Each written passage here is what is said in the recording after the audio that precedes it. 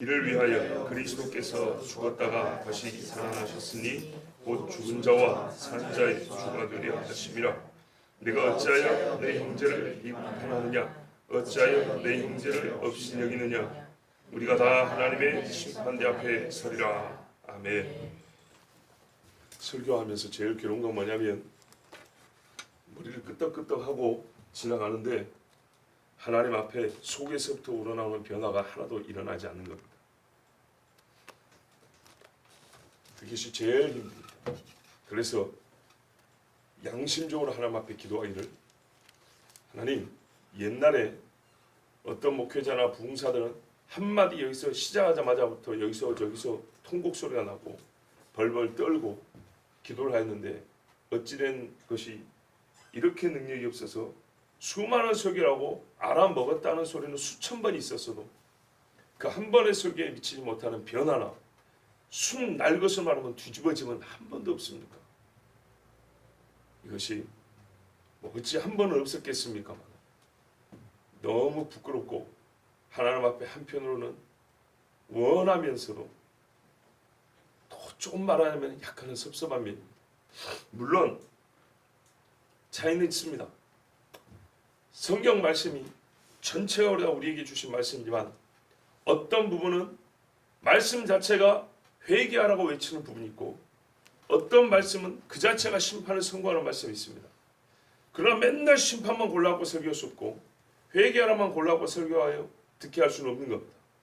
즉 어떤 말씀은 본래 성질이 잔잔하게 듣고 아 그렇구나 하고 이해해야 될 말씀이 있는 거고 어떤 말씀은 듣는 순간 가슴을 쳐내는 말씀이 있는 겁니다. 그렇기 때문에 부흥사가 준비해서 그 며칠 동안 가는 예배당에는 대개 충격적이며 속을 뒤집어야 된다는 그런 아주 강력한 부르심 있는 말씀들을 준비해 갑니다. 그리고 낯선 사람이고 부흥이라는 그런 특별한 조성된 환경 속에서 말씀을 듣기 때문에 변화가 일어날 가능성이 높은 건 사실이고 심령으로 직접 침투하는 말씀이 들어가는 것도 분명한 사실입니다. 매일 수년간 말하자면 매일 흥분된 상태로 살 수는 없는 거잖아요. 그렇기 때문에 매일을 원하는 건 아니지만 그래도 1년에 몇 번 정도는 말씀 본문 자체가 우리에게 격동을 요구하고 격변을 요구하는 말씀이 있는데 이 말씀을 들어도 저 말씀을 들어도 이거는 제 자신에게 큰 문제가 있다고 생각하고 또 하나님께 그것을 위해서 기도하고 한편으로는 정말 양심적으로 나 아니어도 좋으니까 누구라도 보내주셔가지고 제발 좀 뒤집어 주세요 라고 기도를 합니다. 오늘 말씀 역시도 소위 우리가 말하는 회개하라 죄인들아 그런 말씀은 아닙니다. 지옥이 가까이 왔다 천국이 가까이 왔다 그 말씀은 아닙니다. 우리에게 아 그렇구나 우리가 말 조심해야겠구나 이 정도의 마음의 감동을 일으킬 정도의 그런 말씀으로 들릴 수 있습니다. 제가 전해봐야 고작 그 정도밖에 못 전할 겁니다. 그래도 여러분 우리가 항상 어떤 내적인 습성을 갖고 있는 것 그 한 가지를 완전히 도려내고 잘라내버릴 수 있는 그런 말씀으로 들으시길 바라고 제 역시도 전하면서도 하나님 꼭 그렇게 해주십시오라고 기도하며 하나님의 말씀 전합니다. 자 보십시오. 이를 위하여 그랬습니다. 이를 위하여 이 자는 앞에 있습니다. 8절에 우리가 살아도 주를 위하여 살고 죽어도 주를 위하여 죽나니 그러므로 사나 죽으나 우리가 주의 것이로다. 이렇게 되기 위하여 우리 중에 자기를 위하여 사는 자가 없고 자기를 위하여 죽는 자도 없게 하시려고 이것을 위하여 그래서 모든 사람이 주를 위하여 살고 주를 위하여 죽게 하시려고 엄청난 일 아닙니까? 한 사람을 국가에 충성된 인물로 만들기 위해서도 수많은 교육과 시설과 투자가 들어갑니다. 그렇죠. 국가의 특수 공작원 하나 기른다고 생각을 해보세요. 엄청난 비용과 수고가 들어갑니다. 그 사람은 국가를 위해서 죽습니다. 어떤 고문을 당해도 입 하나 뻥끗하지 않고 죽기를 각오합니다. 그런 사람들이 있습니다. 그런데 이 말씀은 표현하고 비유하지 않고 그런 겁니다. 주를 위하여 해야 할 말은 무조건 하고 하지 말아야 할 말은 목에 칼이 들어도 안 한다는 얘기입니다. 어떤 식의 죽임을 당해도 살든지 죽든지 어떤 식의 죽임을 당하든지 상관없이 오직 예수 주님을 위하여 산다는 겁니다. 어떻게 해야 이 지경, 이 정도가 될 수 있을까요? 사람이 어떤 교육을 받아야 되고 어떤 혜택을 줘야 되고 어떤 위협을 주어야 너희 말 잘못하면 너희 3족을 내려버릴 거야. 이 정도 하면 이런 사람이 될 수 있을까요? 아닙니다. 이건 세상의 방식입니다. 그리스도께서 죽었다가 다시 살으셨습니다. 이 한 가지면 됩니다. 여러분, 이게 예수입니다. 그리스도가 나를 위하여 죽었다가 다시 살았다. 이 한 가지를 믿게 되면 어떤 일이 벌어지냐? 그 사람이 주를 위하여 살고 주를 위하여 죽습니다. 이게 믿음입니다. 그러면 성경에 너에게 믿음 있는가 살펴보라고 했습니다. 보십시오. 얼마나 참 우리에게 보잘것없는 먹을 것 없는 것 있지. 그죠? 식당에 가서 10,000원짜리 내놨는데 단무지 2조각에 국수 몇 그릇 놔뒀어요. 먹을 게 없죠. 그런 것처럼 하나님 앞에 볼 것이 없는 믿음을 가지고 있는 거 한번 봐보세요. 그러면 거꾸로 생각해보죠. 누가 나를 위하여 죽습니까? 내가 뭘 해주면 누가 죽겠다 하겠습니까? 여러분, 지금 밖에 가서 수단과 방법은 누군가 다 제공해 줄 테니 너를 위하여 죽을 사람 하나 만들어 놓으면 할 자신 있습니까? 난 자신 없습니다. 자신 없지요. 근데 그런 조건 없어도 나를 위하여 죽어줄 사람은 있습니다. 나의 부모님은 나를 위하여 죽어줍니다. 제가 무슨 말씀드리냐? 세상에서는 죽고 사는 문제를 철저히 이걸로 해결할 수 있다 한다면 본질적으로 죽고 사는 문제는 이걸로 되는 문제가 아니고 사랑과 믿음으로 되는 겁니다. 남 중에는 아무리 많은 걸 갖다 줘도 내 통장을 다 털어주고 집, 차 다 줘도 나를 위해 죽어줄 사람은 없습니다. 그러나 아무것도 안 주고 있는 것을 뺏어올지라도 부모는 나를 위해 죽어줍니다. 그러면 그게 왜 그러냐 하면 사랑하니까 그러죠. 하나님의 사랑이 우리에게 부음받음이니 나는 항상 성경을 현실적으로 읽으라고 그랬어요. 현실을 사는 우리에게 주어진 말씀이라고요. 하나님이 우리를 사랑한다는 게 뭔지 한번 생각해보세요. 나에게 적용한다는 게 하나님의 사랑이 나에게 왔지 이렇게만 적용한 게 아니라 제가 아까 생각하고 가정을 한 것처럼 그렇게 적용을 해보라고요.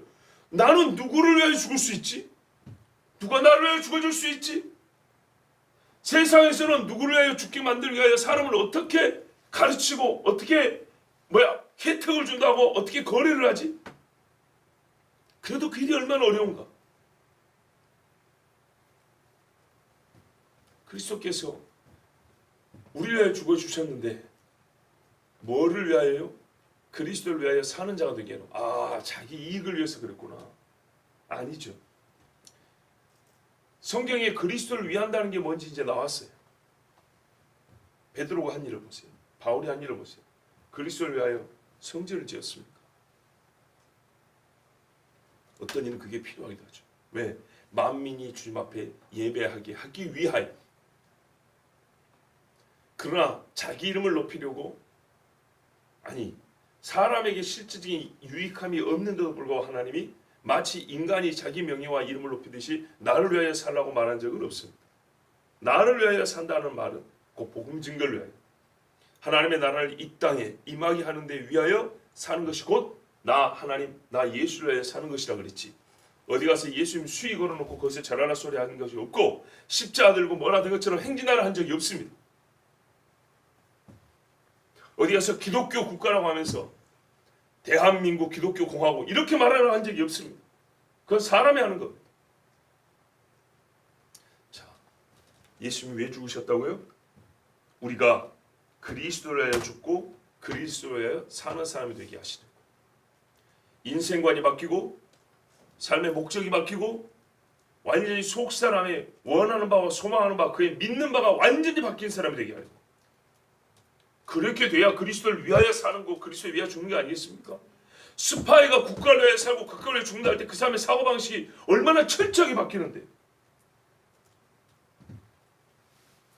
그리스도께서 죽었다가 다시 살아났다.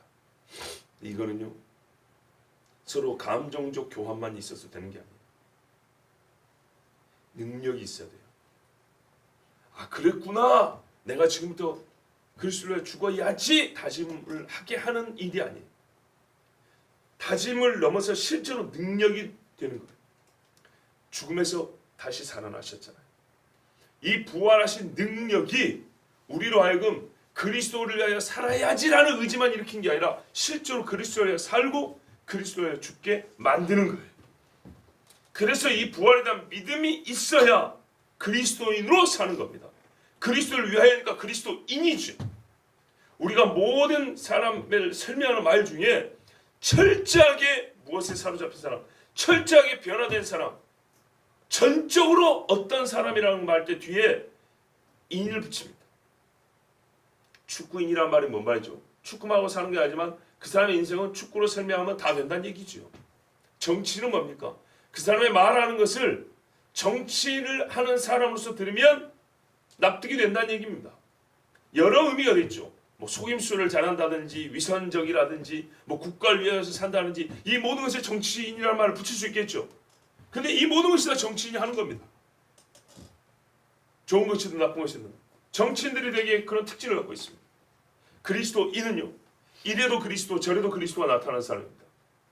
하나님의 사람, 그리스도의 사람, 한자로 하면 그리스도인이죠. 기독교인입니다. 기독인. 자, 여러분, 기독인이 되게 하려고 그리스도께서 죽었다가 살아나셨습니다. 첫째는 죄사함이 필요했다는 겁니다. 기독인이 되기 위해서는 죄를 갖고는 불가능합니다. 그리스도는 죄와 함께하지 않습니다. 두 번째, 그러면 수동적으로 우리는 가만히 있으면 되냐? 그것이 아니라는 거죠. 하나님의 능력이 입혀주는 사실인데 우리는 어떻게 해요? 그것을 믿어야 되는 거예요. 믿음은 능동적인 행위예요. 주께서 우리를 위하여 죽으시고 살아나신 능력을 갖고 계시고 능력을 우리에게 주시는데 우리는 믿습니다가 되어야 되는 거예요. 그리고 이 믿음이 참이어야 그리스도를 위하여 죽고 그리스도를 위하여 살 수가 있습니다. 그렇지 않고는 절대로 불가능합니다. 다시 반복합니다. 곧 죽은 자와 산 자의 주가 되게 하십니다. 그리스도께서 우리의 주님이 되시려고 죽었다 살아나셨습니다. 여러분, 죽은 자와 산 자의 주가 된다.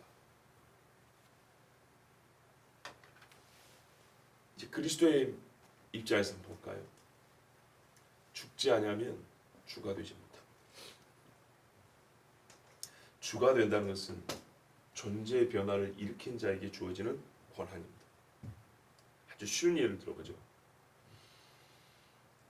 요즘에 뭐 좋게 보이진 않는데 누가 로봇을 만들었어요.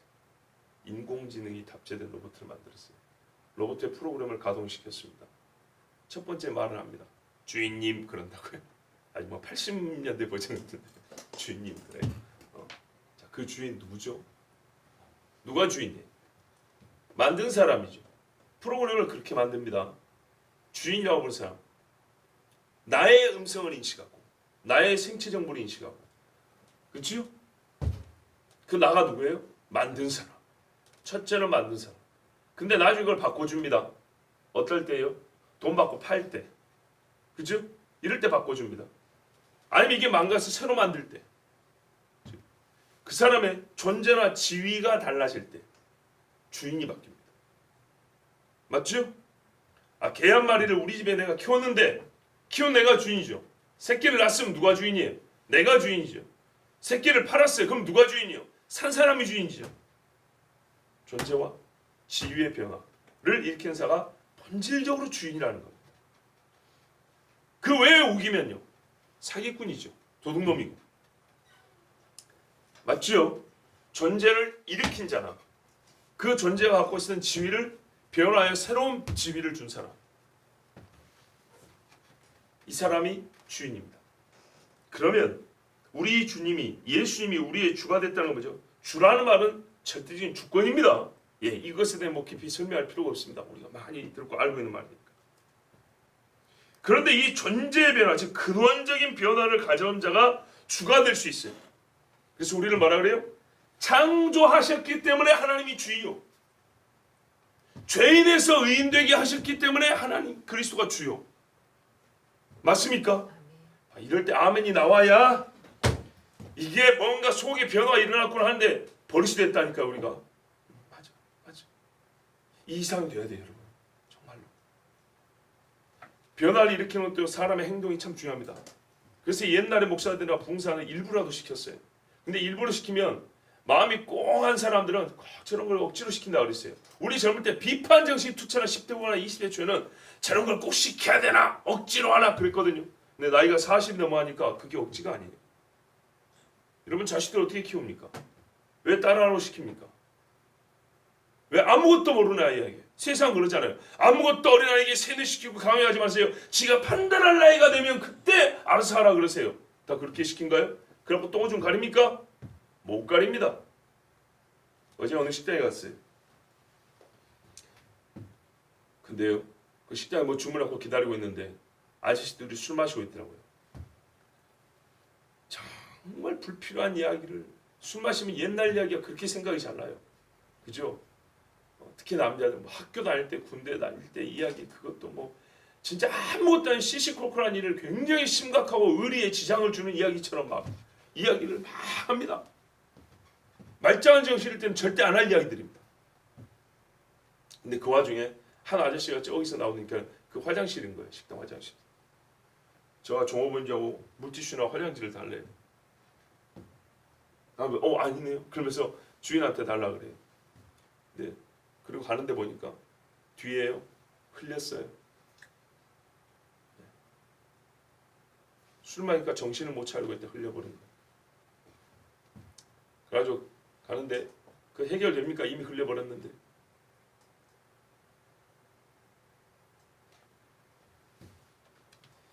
이렇게 사람이 정신이 없이 살아갑니다. 하나님 앞에 주인이 바뀌지 못하면 자기가 뭘 하는지도 모르고 이렇게 아무 참 세상 말로 나이값도 못하고 그렇게 살아갑니다. 그러면 그 사람을 어떻게 가르치죠? 어릴 때? 이제 깨달을까요? 한번 지려봤으니까. 그렇게 깨달으시는 게 아니죠. 오래 어릴 때 술 마시지 마라. 그렇게 하면 안 돼. 그거를 뭐 논문을 100페이지 써갖고 가르쳐줘야 됩니까? 그런 거 아니거든요. 그런데요, 한 60쯤 돼 보시는 분들인데 얼마나 창피하고 부끄러운 일입니까? 그런 게 앉아서 고개 끄덕끄덕 이렇게 가르쳐 이게 되는 이야기입니까? 그렇게 되는 게 아니에요. 오히려 차라리 어릴 때 엄격하게 가르침을 받고 잘못되면 매를 맞아서라도 큰 사람이 그런 일을 안 하는 거 조심하는 거. 자, 여러분, 우리를 성경에서 뭐라면 너희는 새 피조물이라고 그래요.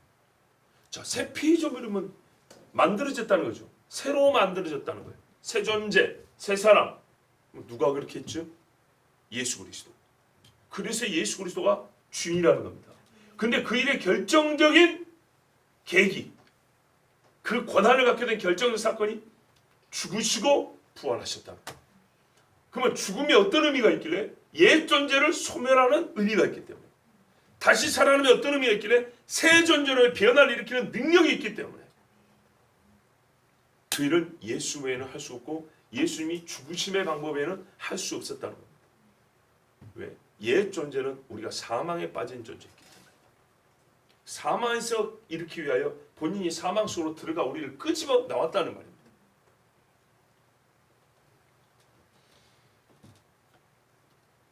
자, 그러면 여러분, 죽지 않으면 인간에게 본질적으로 주라고 주장할 수 있는 사람이 없습니다. 우리의 존재를 새롭게 하는 자가 아니면 사람에게 내가 너의 주인이라고 말할 수 있는 자는 없습니다. 개 한 마리도 집에서 낳아 길러야 주인인데, 로봇도 전자회로 하나라도 선을 연결해야 주인인데, 사람에 대해 인격이 있고 자기 나름대로 삶의 비전과 목표가 있는 사람이에요. 왜 나 외에 수많은 관계를 맺고 있고 부모가 있는 사람인데 부모를 이기고 내가 너의 주인이다. 누가 이렇게 말할 수 있단 말입니다. 그 말은 육체 생명을 갖게 한 이 땅에 태어나게 한 부모 이상으로 그에게 쉽게 말하면 해준 게 있어야 되는 거예요. 부모 이상이 해준 게 있어야 부모 이상의 권리를 주장할 수 있는 거예요. 국가 이상이 해준 게 있어야 국가 이상의 권리를 주장할 수 있는 것처럼. 그래서 그게 안 되면 국가가 나에게 뭘 해주냐 이렇게 원망하는 사람이 있지 않습니까? 부모가 나놓고 부모 노릇 안 하면 당신 누구예요? 나에게 아버지는 죽었어요. 무슨 영화에서 나오는 대사들 있지 않습니까? 부모 이상으로 나에게 해준 게 있는 사람, 즉 나를 존재하게 하고 나를 지옥에 빠지지 않고 죄인에서 완전히 의인되게 하고 그리고 새 부모인 하나님의 자녀가 되게 한 그분이 아니고서는 어떤 인간에게 절대적인 주권을 행사하고 주장할 수 있는 자가 없습니다. 그분은 예수 그리스도입니다. 예수 그리스도 외에는 우리에게 자기가 주라고 말할 수 있는 사람이 없습니까? 없습니다. 적 그리스도가 자기가 주라고 말한다는데 적 그리스도는 구별하기가 매우 쉽습니다. 그런 나를 왜 죽지 않았습니다. 죽은 것처럼 하였다가 상하였다가 나은 자라 그랬지. 그리고 이미 예수께서 죽으셨기 때문에 그 누가 나를 위해 죽을 필요도 없습니다. 거짓 신앙을 만들어서 아무도 나를 위해 죽을 필요가 없다고 만드는 사람입니다. 누군가 너를 위하여 또 죽어줘야 한다고 말하는 사람 다 적그리스도들입니다. 그런 거짓 신학에 의하여 죽은 것처럼 하고 살아난 것처럼 하는 마귀의 졸개들이 있습니다. 절대로 따라가면 안 됩니다. 주가 아닙니다. 여기 있다 저기 있다 해도 쫓아가지 말라. 여기서 분명한 사실이 뭐라고요? 죽지 않으면 주가 아닙니다. 좀 다르게 말할까요? 나를 위해 죽어준 자가 아니면 주가 될 수 없습니다. 왜요? 고난 받기이기 때문입니다. 여기서 우리가 확인할 수 있는 사실이 있죠. 고난 받게 주장을 하지 말라. 무슨 말씀이냐? 왜 예수님이 이 말씀하시죠? 아니 바울이 왜 하나님의 말씀으로서 이런 말씀하시죠? 10절에 보세요. 형제를 비판하는 자가 있어. 이 앞에 날과 먹는 걸로 형제를 실족케 하거나 어떻게 해요? 비판하는 사람이 있어요. 이것이 고난받게 일이라는 겁니다. 이 일이 얼마나 잘못된 일인지를 정말 이런 극단적인 설명을 해주는 거예요. 주님이 죽었다가 살아나셨어. 그래서 주가 되셨어. 너 그 삶에서 죽었냐?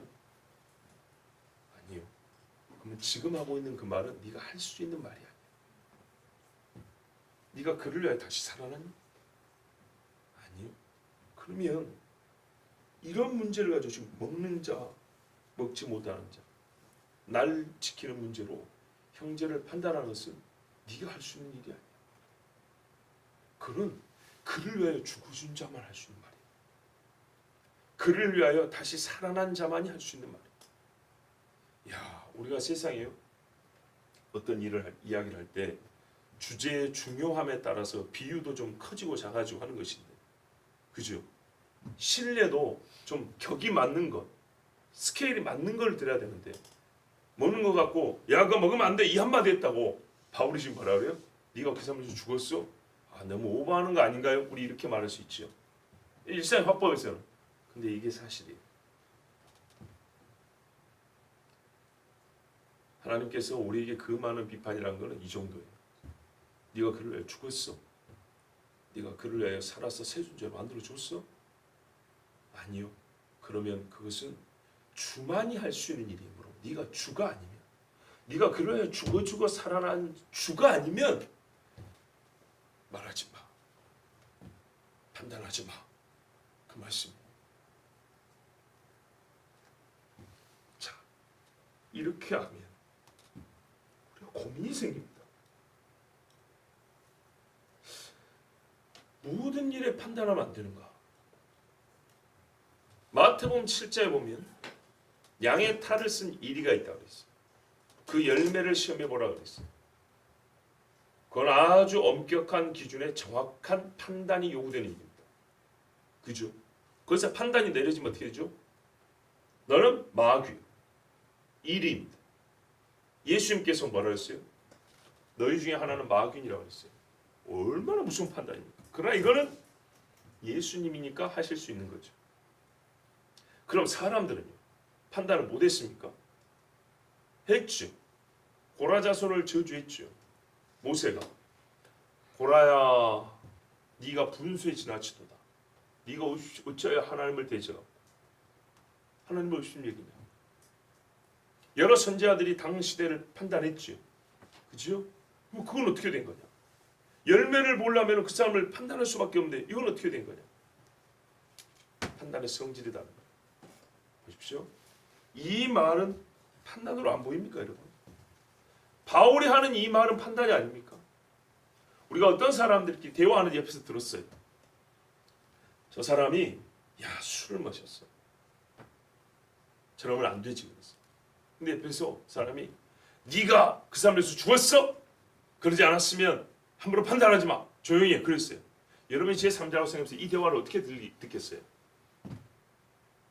첫 번째 사람이 예수 믿는 사람이 술 마시면 안 되는 거 아니냐? 이 말이 여러분 마음에 합당이 들립니까? 아니면 그 말을 했다고 해서 네가 죽어준 사람 아니면 판단하지 마. 이 말이 여러분 감동적으로 들리세요? 이게 성경적으로 들리세요? 아니죠. 근데 지금 본문은 판단하지 말라잖아. 그래서 뭐라고 보는 거예요? 바울이 지금 이렇게 판단하는 사람을 판단하고 있잖아요. 그렇죠? 바울 자신이 판단하지 말하면서 지금 이 말 자체가 판단하는 말 아닙니까? 너는 왜 형제를 판단하는 놈이냐? 형제를 판단하는 놈이냐고 지금 판단하고 있잖아요. 그러니까 그러지 말라고. 판단하는 놈들아, 내가 보기에 형제를 판단하는 놈들이 있어 라는 판단이 내려졌기 때문에 그러지 마라고 지금 말하고 있잖아요. 바울이 이미 판단하고 있으면서 왜 형제들을 보고 판단하지 마라 그러죠? 판단의 성질 종류가 다르기 때문입니다. 오늘 본문에 보세요. 업신여기느냐 10절. 어찌하여 내 형제를 비판하느냐? 어찌하여 내 형제를 업신여기느냐? 이런 류의 판단입니다. 자, 3절도 보세요. 먹는 자는 먹지 않는 자를 업신여기지 말고 먹지 않는 자는 먹는 자를 비판하지 말라. 바꿔 쓰여지고 있죠? 판단이 여러 가지가 있습니다. 그런데 여기서 판단은 뭐냐면 형제를 업신여기는 거예요. 그리스도가 죽으셨다는 것은 그만큼 가치가 있다는 겁니다. 자기 목숨을 내줄 정도로 가치가 있어서 그를 새 존재로 만들겠다는 거예요. 너는 변질됐으니까 쓰레기에 쳐넣어버리겠다는 게 아니죠. 다시 살릴 가치가 있어서 내가 다시 살리는데 내 목숨을 내놓았다는 거죠. 그런 자를 너는 어떻게 해서 판단하냐? 그 판단의 성질이 어쩌냐면 업신여김의 판단인 거예요. 이런 식으로 판단하는 거라고. 저는 상대할 가치가 없어요. 저는 싸구려. 이런 식의 판단. 야, 우리 먹는 애들끼리 놀자. 저 먹지 않는 놈들, 저 틀어나지. 율법주의가 저거 아이고 바보가 이런 식의 판단들. 너희 말에 옳은 것은 옳다고 아닌 건 아니라라. 이걸 판단이라고 말하는 게 아니에요. 그런 판단을 속에서 가르치는 거예요. 지혜자가 아니면 누가 세상을 판단하겠느냐? 믿는 자가 아니면 누가 세상을 판단하겠느냐? 그럼 솔로몬이 재판하지 말까요? 한 여자는 살인자가 돼버렸는데 가만히 있으면 무철 사건을 솔로몬이 나서서 한 여자는 살인자로 만들었다고. 그죠? 아니 애기 엄마를 찾아줬으면 애기 엄마 아닌 여자는 살인자 아니에요. 그런 판단을 금했나요? 그거는 해야 할 일입니다. 성경에서 그래요.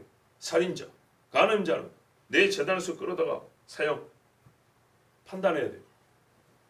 제가 유대인 랍비들의 이야기를 들어보니까 일리 있는 말을 하더라고요. 왜 사내들인 공회의 회원이 70명이냐? 궁금하죠? 70명이냐? 그 사람들 본인 말은 이래요. 하나님의 말씀을 철저하게 지키려고 하니까 70명 정도는 필요하다는 거예요. 어떤 의미냐? 율법을 부지런히 연구해서 서로 해석이 다르면 서로 맞춰가지고 바르게 하려고, 그것도 말이 되겠죠. 70명 정도는 해석이 검증이 돼야 그 중에 몇 퍼센트는 말이 맞아야 우리가 하나님의 말씀을 가르칠 수 있다. 근데 여러분 그런 말이 아니에요. 성경에 보니까 성읍을 얻을 때 1000규빗, 도시 밖으로 1000규빗은 빨래하고 교제하고 뭡니까? 짐승들 풀도 뜯기고, 그 이후 1000규빗은 농사짓고 포도원. 그래서 성읍 밖으로 2000규빗, 약 900m 경계를 나눠요. 그래서 땅을 사용하게 해요. 이걸 정확히 판단하기 위한 수학자가 필요하다. 놀랍지 않습니까? 성경에 보니까 부당한 저울추를 2개 넣어 다니지 말라 그랬다. 도량형의 일치와 정확하게 계산하고 주라고 했다. 기하학과 대수의 전문가, 뭐 이런 것들까지. 성경에 보니까 먹을 짐승과 먹지 못할 짐승이 있다 했다. 생물학의 전문가도 필요하다. 지금 믿지 않아요?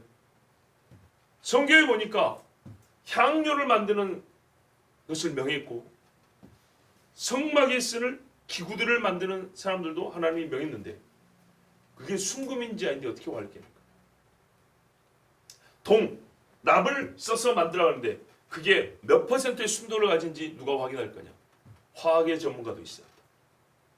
말이 되죠? 이런 식으로 정확하게 지키기 위하여 각 분야의 전문가를 찾다 보니까 최소 70명이라는 거예요. 놀랍지 않습니까?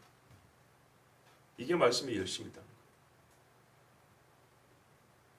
이 일의 판단자가 필요하다는 거죠. 이게 순금이냐, 정금을 쳐서 매너라 촛대를 만들었는데 어떤 사기꾼이 여기다가 10%의 동을 섞었는지 흙을 섞었는지 어떻게 확인할 거예요? 여러분 맨눈으로 확인돼요? 이빨로 깨물어 확인돼요? 안 되죠. 그래서 공학의, 화학의 전문가도 있어야 된다는 거예요. 그리고 그것을 실무자들이 가르치는 사람이 있어야 된다는 거예요. 즉 이스라엘의 선생이 필요하다는 거죠. 이런 류의 판단 필요한가요? 필요 없나요? 필요하죠. 이런 류의 판단이 없으면 하나님께 온전한 걸 드릴 수가 없습니다. 하나님의 말씀을 온전히 지킬 수가 없습니다. 땅의 경계를 나눴어요. 날이 되고 달이 차면 절기를 지키는데 천문학의 전문가가 그래서 필요하대요. 아시겠어요?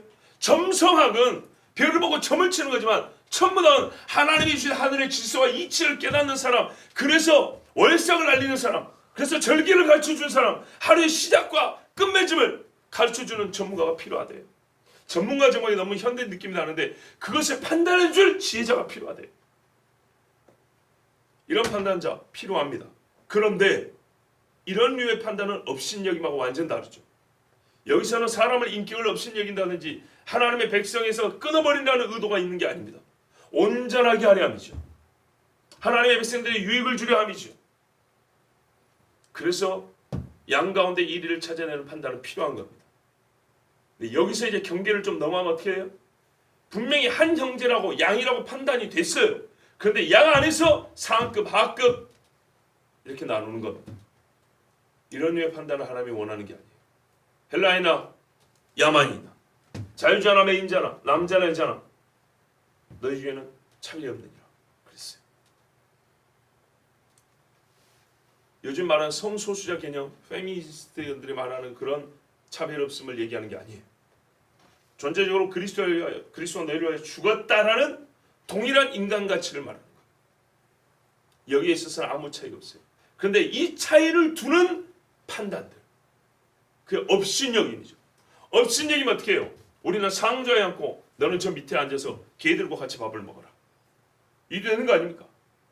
춘향전 보세요. 이몽리에 왔을 때 밥상 저 밑에 차니까 아니 뭐 누구 상에는 뭐 기름에 그냥 진미가 가득한데 나는 이게 뭐예요? 그러니까 알았다 이놈아 닭들 하나 줘라 뭐 이러잖아요. 이렇게 사람 업신여깁니까? 근데 이게 어떻게 가능해요? 날과 먹는 걸로도 가능해요. 날과 먹는 문제로도 사람을 업신여기는 게 가능한데 여기에 조금 고상해지면요. 재산이 좀 들어가면요. 학벌이 좀 들어가면요. 미모가 좀 들어가면요.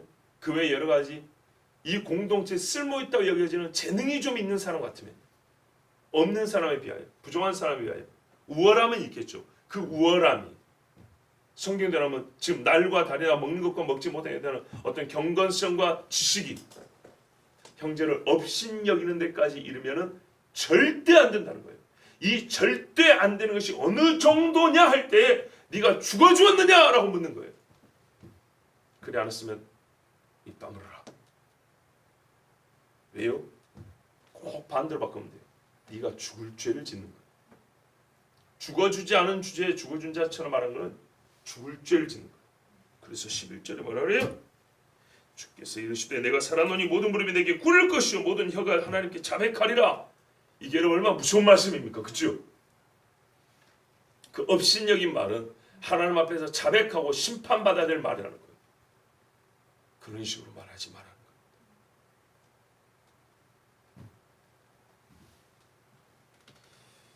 한 가지만 더 말씀드립니다. 번역의 문제로서 하나님의 심판대라고 되어 있는데 옛날 번역에 영어 번역에 보면 그리스도의 심판대라고 되어 있어요. 어느 게 맞을까요? 아마 삼위일체 하나님 한 분 하나님이니까 둘 다 맞지요. 맞아요. 그러나 호칭을 아무 때나 쓰지 않습니다. 분명히 구별하였습니다. 한 신성이지만 질서와 권한에 있어서 차이가 있습니다. 성경 보면 예수께서 다시 오시잖아요. 그죠? 근데 구약 성경을 보면 여호와가 다시 와서 통치하신다 이렇게 되어 있는 말씀이 엄청나게 많아요. 근데 신약에 보면 그리스도가 오신다. 어떻게 된 거죠? 이름을 바꾼 건가요? 아니죠. 여호와가 그리스도고 그리스도가 여호와니까 그런가요? 아니요. 두 분 다 오시는 겁니다. 아니 나중에 새하늘과 새 땅에 봐보세요. 하나님과 그의 어린 양 이렇게 돼 있죠.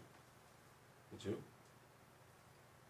근데 성경에 또 뭐냐면 구약성에 보면 여호와가 심판하신다고 돼 있어요.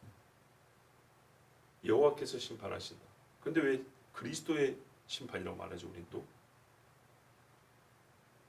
그분이니까 아니요. 두 분 다 같이 계십니다. 근데 표현하면 이렇게 하면 이해가 될까요? 실물을 그리스도가 행하십니다. 아시겠죠? 예. 이양이죠. 위임 이양입니다. 여호와의 부재가 아니라 함께하지만 권한을 직접 행사하도록 아들에게 위임한 겁니다. 요한복음 5장 22절 23절에 아버지께서 아무도 심판하지 아니하시고 심판을 다 아들에게 맡기셨으니 이렇게 되어 있어요. 이는 모든 사람을 아버지를 공개하는 것 같이 자 아버지가 심판자에서 제외됐으면 공개할 이유가 있을까요? 그럴 일 없지요. 것같이 아들을 공경하게 하려 하십니다. 두 분을 공히 똑같이 경외하고 섬기게 하려 하십니다. 한국 번역이니까 공개로 되어 있어요. 아들을 공경하지 아니하는 자는 그를 보내신 아버지를 공경하지 아니합니다. 궁극적으로는 아버지 하나님의 대함인데 하나님의 원함은 나와 똑같이 아들을 믿으라. 예수님은 나를 믿으면 아버지를 믿는 것이고 아버지를 믿으면 또 나를 믿으라. 이렇게 말했죠. 원래는 우리가 하나님을 믿고 구원 받는 겁니다. 근데 하나님이 어떻게 하면 나를 믿는다는 것은 나의 행하는 일을 함께 믿는 것인데 나는 너희를 위하여 내 아들을 주었고 이 아들이 너희를 위하여 대속 죽음으로 너희가 살아났다. 이것을 믿어야 했기 때문에 아들을 믿어야 아버지를 믿는 게 되는 겁니다. 그리하여 아버지를 섬김 아들을 섬김이 함께 있게 하셨습니다. 그리고 이 일을 행하신 아들 즉 대속 죽음을 죽으신 아들에게 아버지는 말 그대로 네가 죽었으니까 네가 심판해라. 왜요? 산 자와 죽은 자의 주가 되려 하시는 말씀. 산 자와 죽은 자를 가려내시는 분은 산 자를 위하여 죽었다가 살아난 그리스도이십니다. 그래서 그분이 누가 산 자인지 누가 아닌지 목자가 내 양이 누군지 아닌지 가려낼 수 있는 거 아닙니까? 아들에게 맡기셔서 우리가 그리스도의 심판석 앞에 섭니다. 누군가는 이렇게 말하죠. 그리스도는 항상 변호만 하시는 걸로 생각합니다. 그거는 아버지가 함께 있는 자리죠. 그죠? 그러니까 변호의 일도 하지만 그리스도는 여기서 순전히 변호사로만 있는 게 아니라 심판주로서 함께 있다고요. 맞습니까? 만왕의 왕이요 만주의 주요. 그래서 본인이 심판하며 자기가 살리는 양들에 대하여 아버지께 변호하는 이 일을 감당하시는 분이 바로 우리를 위하여 죽으시고 다시 살아나신 주 예수 그리스도이십니다. 여러분, 그러므로 주께서 행사하시는 판단의 권한, 우리는 행사할 권한이 없고 자격이 없습니다. 그러나 그리스도께서 우리를 그리스도인 되게 하신 그리스도인으로서의 범위에서 우리가 옳은 것은 옳다 하고 아닌 것은 아니라고, 진리는 진리라고 거짓은 거짓이라고 판단해야 합니다. 곧 바울이 오늘 너희의 행하는 일이 옳지 않다라고 판단하면서 이 글을 쓴 것 같이, 이것은 자기의 이익이나 누구를 업신여기려 함이 아니요 그리스도가 주가 되신 자녀들로 하여금 온전히 그리스도를 주로 모시고 살게 하려 하는 판단입니다. 이 판단은 우리에게 허락되어 있습니다. 그러나 이를 넘어가는 것은 내가 그리스도가 되겠다는 마귀적 발상입니다. 극히 조심하고 우리의 자리를 지키셔야 합니다. 이것이 하나님의 말씀입니다. 기도하겠습니다.